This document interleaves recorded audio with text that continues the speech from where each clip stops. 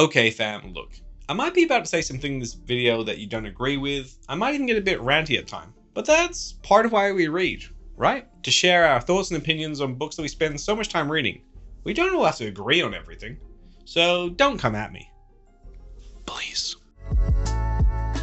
What up fiction fam, welcome to Down to Read. My name is Steven, and this is my review of Pierce Brown's sci-fi novel, Red Rising. This book was first published in 2014 by Del Rey Books.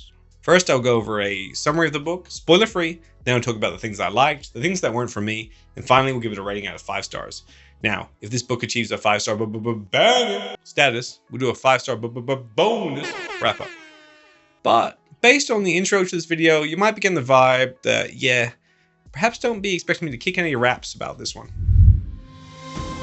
Humans have established a class system comprising of 14 different colors. Each color determines your status and your role in life. The people living in this hierarchical society are spread across colonies on moons and planets, where the golds are the highest in the class system and the lowest class are the reds, which brings us to our main character, Darrow. Darrow is a red working as an underground mining laborer on Mars. Darrow and his fellow reds believe that the elements that they are mining are critical to terraforming the surface of Mars so that one day it could be inhabited by humans. Though their lives are hard, they know it is for the better good. Or at least that's what the golds want them to think. See, the thing is, the surface of Mars has been habitable for generations, and the golds are using this ruse to exploit the reds, such as Darrow.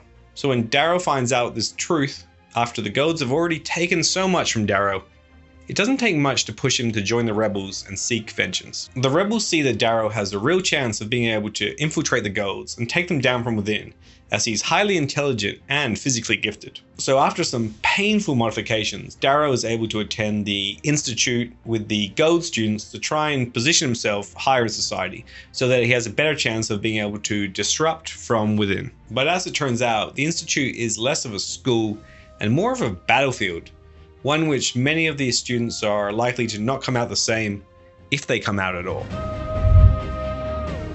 The setup to this book, with the class system and the deceived, oppressed reds, although a bit of a trope, was quite interesting and engaging, as you'd like to discover more about this world. Further to this, the world building that Brown does through Darrow's experiences as we learn what each of the different colors do and what their roles are in society is, yeah, pretty interesting.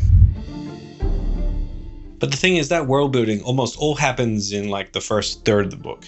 Nearly everything that happens after Darrow attends the Institute I found repetitive and boring, and that part goes on for so long. Well over half the book takes place in the Institute. I mean, from about here onwards, it's nothing but the Institute. I won't give anything away about the specifics about what happens in the Institute, but after spending so many chapters after chapters with very little progress and the same thing going on and on and on, I really don't get why people rave so much about this book. Oh, and Darrow, our main character, is, at least in my opinion, not particularly likable. I mean, he's arrogant, he's not compassionate, and he's just too perfect. Like, he's somehow better than everyone at doing almost everything, and the very few times he does face some form of peril, Deus Ex Machina is here to save the day. Then we have the YA style of writing in this book, which is generally a style of writing that just doesn't appeal to me too much. But also, this book couldn't possibly intend to be a YA book, as, with the trigger warning, there are so many instances of sexual violence in this book. What are you trying to be? You know what, I was toying with the idea of giving this book a passing grade, 2.5 stars, because the first third, say 100 pages of this book, I was kind of into. But the last 2/3 of this book is so bad, I feel like I have to go with my gut and give it 2 stars. I had such high hopes for this book, mostly because so many people said it was like The Will of the Many, which I loved. It is even referenced on the cover of my copy Will of the Many, where it says Think Red Rising meets Name of the Wind. While there are some similarities in the class system, and yeah, maybe Viz is a bit too perfect too, but don't you dare compare my boy Viz to Darrow. Viz be taking on the hierarchy, making all 3 branches snarky. I think I might just need to get a copy of Name of the Wind, because that must be where the comparisons of the great pacing and storytelling and enjoyable worlds come from. The crazy thing is, I'll probably still read Golden Sun.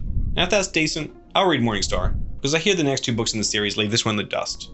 And to that I say good. Let's leave this one in the dust. Is that a bit harsh? Nah, you know what? Let's put this one in the dustbin. Bye-bye. In the dustbin you go. Wow, well, if this is your first time watching us, thanks for checking it out. We are usually a lot more positive than this. Have you read Red Rising? What do you think about it? Do the other books in the series get better? Let us know in the comments. Be sure to like and subscribe if you'd like to see some more videos like this one. Again, usually a bit more positive. And some of the other fun stuff we have planned for the channel. And as always, thanks for watching. But no thanks to Red Rising. Zhoosh. Red Rising, more like red falling. I really don't like this book.